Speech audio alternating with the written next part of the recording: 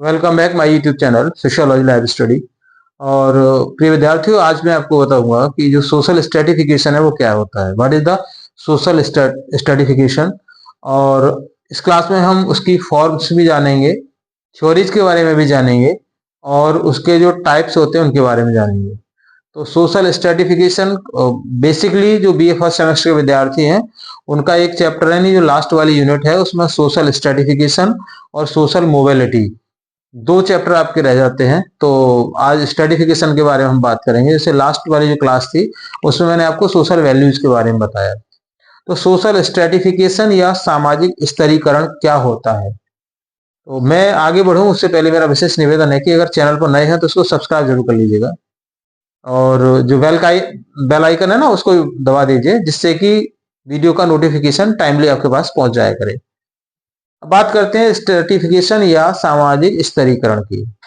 तो स्ट्रेटिफिकेशन या स्तरीकरण देखिए, प्रत्येक समाज कई छोटी छोटी इकाइयों में विभाजित होता है।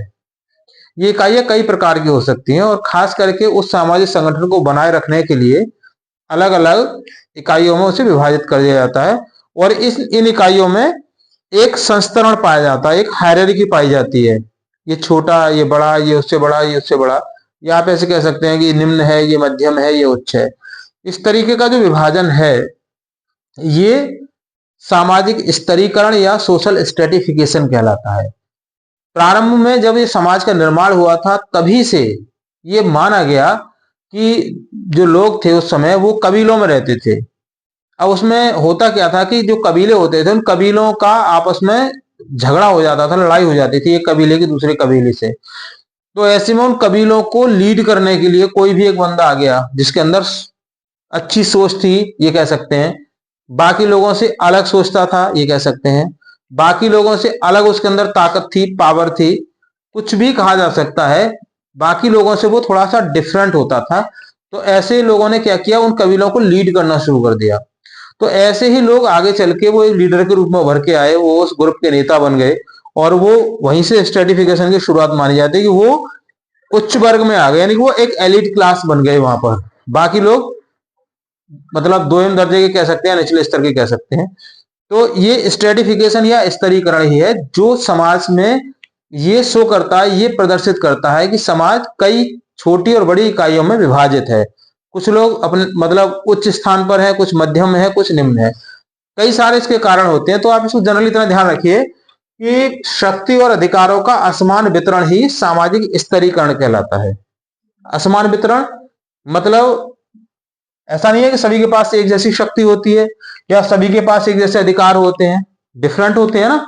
किसी के पास कम पावर होती है, किसी के पास ज्यादा पावर होती है। किसी के पास कम अधिकार होते हैं, किसी के पास ज्यादा अधिकार होते हैं।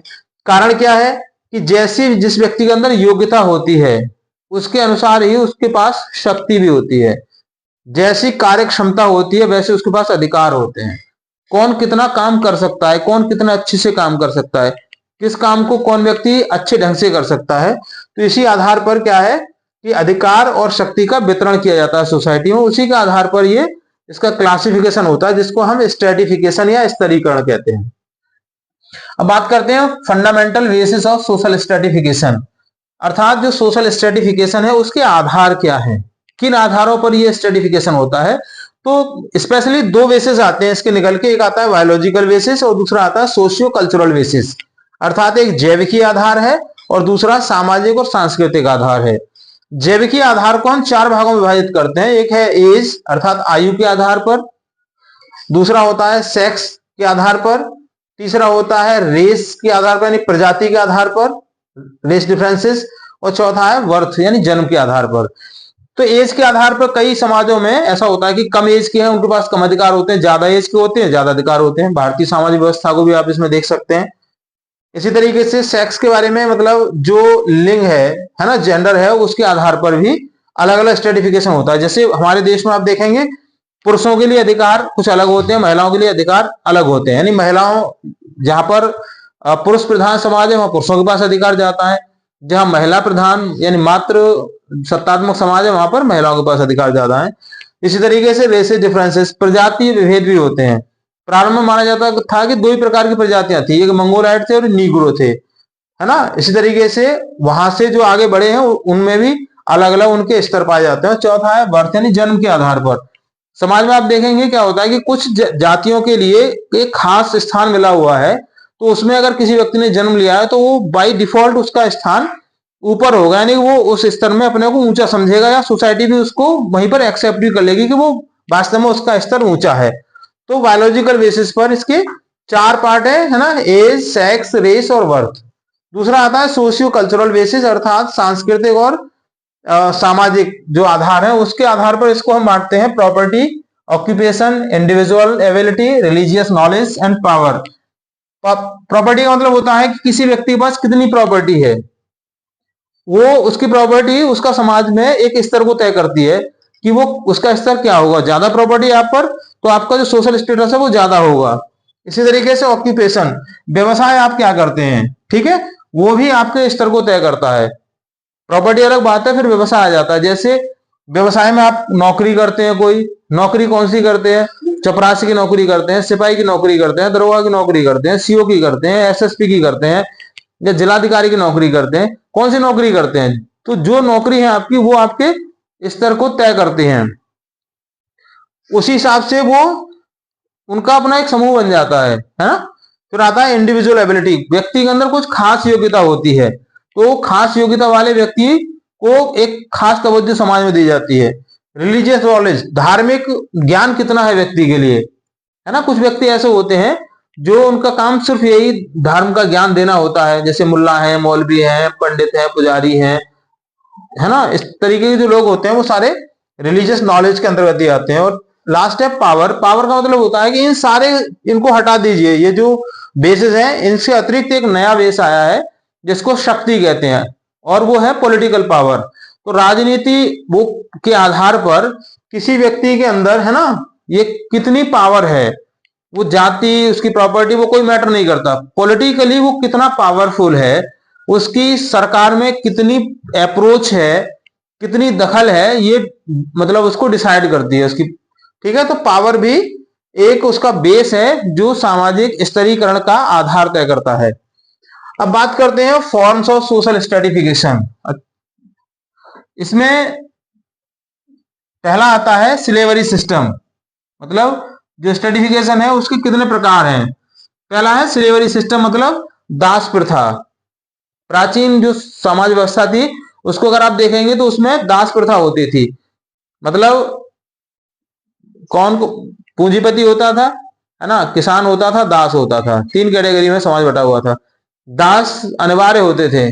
दासों को ये माना जाता था, प्लेटो को अगर आप पढ़ेंगे तो प्लेटो कहता है कि दास प्रथा समाज के लिए अनिवार्य है। इससे दोनों का फायदा है कि मालिक के लिए काम करने वाला बंदा मिल जाता है और दास को उसका पेट भरने वाला एक मालिक मिल जाता है। नहीं तो वो दास भूखों मर जाएगा, उसके अंदर उतना दिमाग नहीं है, उतनी बुद्धि नहीं है जिससे कि वो अपना पेट भर पाए। इसलिए दास प्रथा को उसने समाज के लिए उपयुक्त माना था।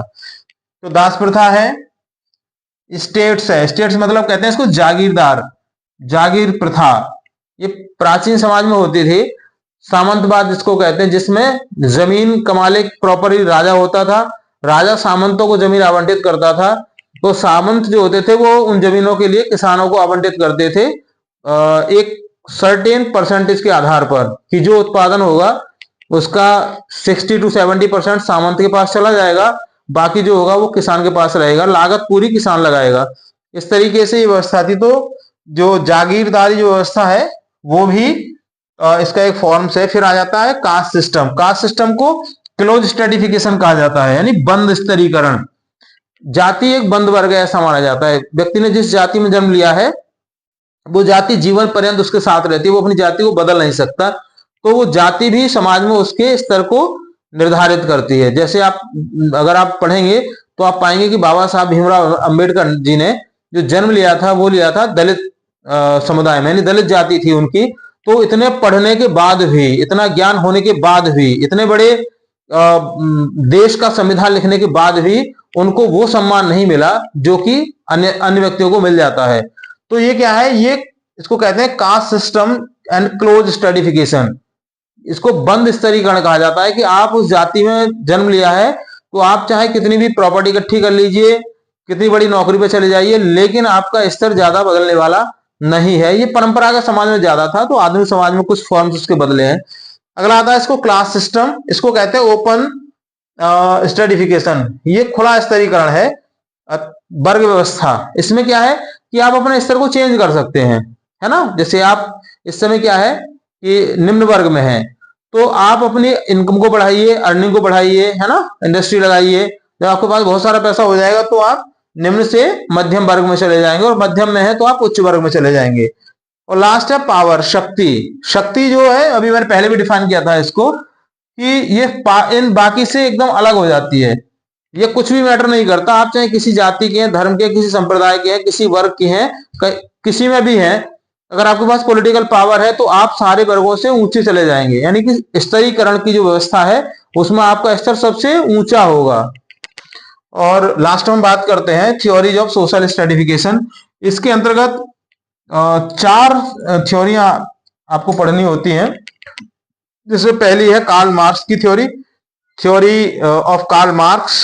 Second, theory of Max Weber, theory of Parsons and functional theory, प्रकार्यात्मक सिद्धांत। ये डेविस और मूरे का है। तो 4 सिद्धांत इसमें आप पढ़ेंगे, और इन्होंने सिर्फ इन्हीं के बारे में बताया है कि कैसे स्तरीकरण बनता है। तो ये जो थ्योरीज है इनके बारे में अगली क्लास में बताऊंगा, ये तो क्लास ज्यादा बड़ी हो जाएगी। तो आज की क्लास में बस इतना ही है। कंक्लूजन के रूप में आप इतना समझ सकते हैं कि स्तरीकरण का मतलब होता है कि समाज जो विभिन्न छोटी छोटी इकाइयों में विभाजित होता है, और ये विभाजन उसका शक्ति और अधिकारों के आधार पर होता है ना। शक्ति और अधिकारों का असमान वितरण ही सामाजिक स्तरीकरण कहलाता है। So thank you for joining to me. Channel पर नए हैं तो सब्सक्राइब कर लीजिए, वीडियो पसंद आए लाइक शेयर कीजिएगा। मिलेंगे अगली क्लास में, तब तक के लिए जय हिंद।